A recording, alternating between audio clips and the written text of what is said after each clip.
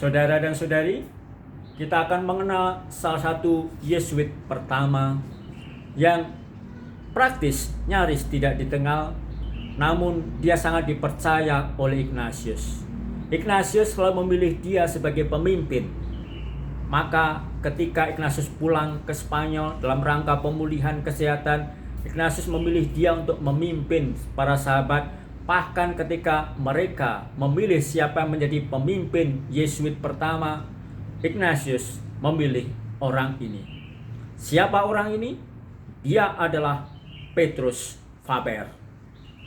Petrus Faber praktis tidak dikenal, sehingga orang menyebutnya quiet companion, sahabat yang nyaris tidak terdengar. Malahan dia kemudian dalam perjalanan kemudian baru disebut-sebut, baru dibicarakan. Karena apa? Karena ada seorang Yesuit yang sangat mengagumi dia, dan dia adalah Paus Fransiskus. Ketika Paus Fransiskus menjabat sebagai paus, dia antara lain segera mengkanonisasi Petrus Faber, mengangkatnya menjadi santo. Apa yang menarik dari Petrus Faber? Ignatius menyebutnya sebagai pembimbing rohani terbaik, orang yang paling mengenal latihan rohani, dan juga orang yang paling mengerti tentang cara hidup Yesuit. Maka ketika Serikat Yesus berdiri, dia segera diutus Spanyol, Portugal, Prancis, tentu Italia dan sekitarnya, dan juga Jerman. Di Jerman dia diutus ke tempat di mana bagi Ignatius tempat yang sulit karena berhadapan dengan kaum reformator Protestan. Tetapi Ignatius percaya kepada dia. Malahan kemudian dia dipanggil ke Roma, dan sebenarnya hendak diutus untuk menjadi teolog kepausan dalam Konsili Trento. Namun sayang, di usia masih sangat muda, 40 tahun, dia meninggal sebelum berangkat ke Trento.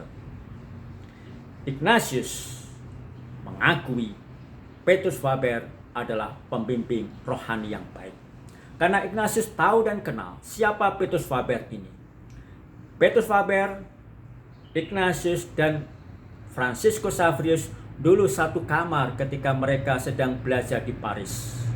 Dan Petrus Canisius tidak terlalu tertarik dengan Ignatius karena lebih tua, jauh lebih tua, gaya hidupnya aneh, bahkan dikatakan eksentrik karena mengemis, tapi juga karena apa? Ignatius lambat dalam studi. Petrus Faber sebaliknya, dia menemani Ignatius, bahkan beberapa kali memberikan tutorial dari bahan-bahan kuliah yang diberikan oleh para dosen di Paris.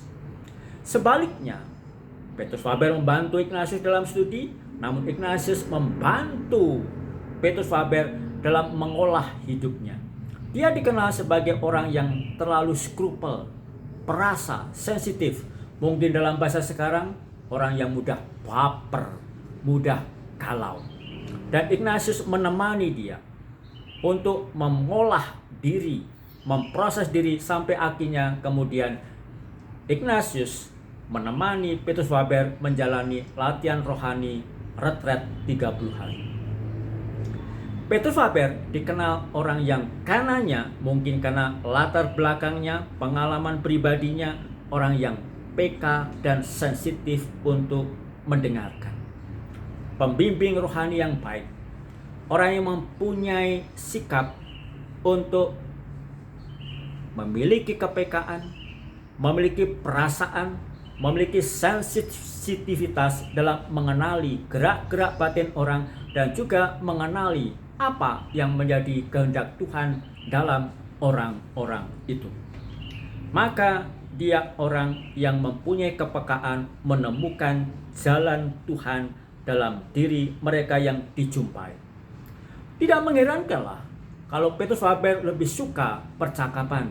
Dia tidak terlalu suka dengan perdebatan-perdebatan. Bagi dia, percakapan itu lebih menenangkan dan memenangkan, namun perdebatan seringkali hanya menimbulkan ketegangan yang lebih luas. Kita akan melihat tiga hal yang dikatakan oleh Paus Fransiskus tentang Petrus Faber. Yang pertama, Paus Fransiskus menyebut Petrus Faber adalah seorang pembaharu. Apa yang menjadi langkah ciri sifat pembaharuannya? Paus Fransiskus menyebut tiga hal. Pertama, mempunyai kedalaman dan pengalaman batin, mempunyai kepekaan akan gerak-gerak batin, mempunyai sensitivitas dalam mengolah diri, mengolah rasa perasaan di hadapan Allah. Lalu yang kedua, mempunyai juga kejelasan, keteguhan di dalam prinsip ajaran. Maka tidak goyah dalam prinsip-prinsip iman, tidak mudah ragu-ragu dan goyang ketika berhadapan dengan perdebatan dan pertentangan bahkan kritik. Yang ketiga, mempunyai kesediaan dan daya tahan untuk melakukan pembaharuan, perubahan struktural. Itulah langkah pembaharuan. Kedalaman batin, kejelasan dan ketegasan prinsip ajaran, doktrin, dan daya tahan untuk mengubah dan melakukan pembaharuan. Dan ini tidak mudah. Bayangkan, Paus Fransiskus pernah mengatakan mengubah gereja itu seperti membersihkan patung Sphinx dengan sikat gigi. Maka perlu kesabaran, ketekunan, dan ketelatenan. Itu yang pertama. Yang kedua, Paus Fransiskus menyebut Petrus Faber adalah orang punya kesediaan untuk berdialog dengan semua orang, dengan semakin banyak orang. Bagi Petrus Faber tidak ada yang namanya musuh. Semuanya adalah sahabat yang perlu diajak bicara, perlu untuk diajak untuk berjumpa dan melakukan percakapan. Maka dia betapun mempunyai keteguhan prinsip, tetapi mempunyai keluasan hati, kelembutan cara, dan terlebih kasih. Ignatius menulis dalam latihan rohani, orang Kristiani yang baik adalah orang yang mau membenarkan sesamanya, yang mau mencari apa yang baik bagi sesamanya, apa yang baik dan mulia luhur dalam diri sesamanya. Bukan orang yang melihat kejelekan, kelemahan, dan kesalahan, orang yang mau nyinyir terus, tapi orang yang mampu menemukan kebaikan itu. Dan Petrus Faber memiliki kemampuan itu. Sehingga bisa dikatakan dalam ungkapan bahasa Latin, fortiter in re, suaviter in modo. Teguh dalam prinsip, lembut dalam cara. Yang ketiga, Paus Fransiskus menyebutkan demikian. Petrus Faber adalah bukan orang yang mandek, kaku, atau orang yang sudah selesai bersandar. Namun dia adalah orang yang siap untuk berubah, siap menghadapi tegangan-tegangan, siap untuk menghadapi kejutan-kejutan.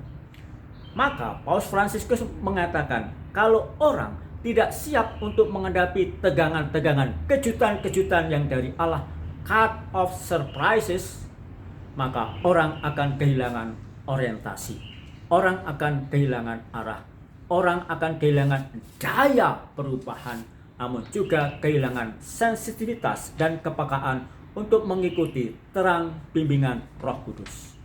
Maka belajar dari ini, kita bisa mengatakan bahwa menurut Paus Fransiskus, 3 hal yang bisa kita pelajari dari Santo Petrus Faber. Apa?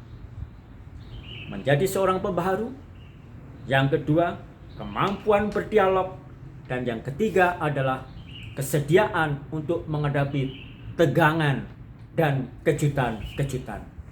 Saudari dan saudara, 2 Agustus kita akan memperingati Santo Petrus Faber.